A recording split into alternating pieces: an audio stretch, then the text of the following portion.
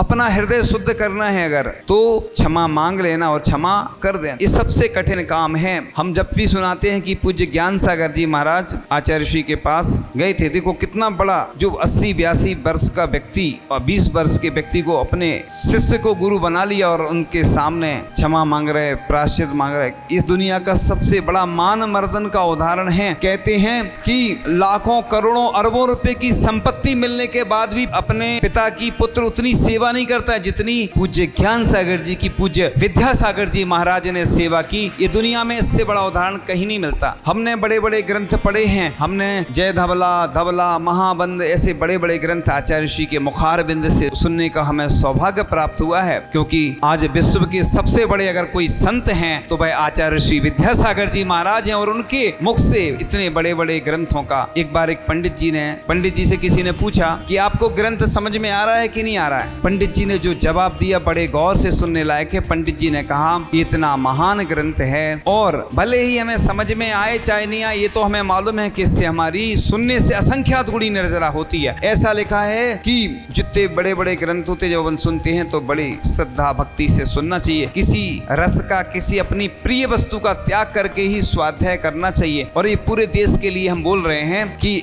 अपने पास अगर समय नहीं है तो कम से कम 10 मिनट का स्वाध्याय जरूर करना। आज तो इतनी सुविधाएं हैं कि ऑनलाइन भी लोग पढ़ सकते हैं, सुन सकते हैं बैठ के। नहीं मान लो समय है तो घर पे बैठ के भी सुविधा हो गई है। तो इस प्रकार से कर्मों की निर्जरा करने का माध्यम है। सुत केवल ही बनता है जो इस काल में अगर किसी को ज्ञान दान देता है।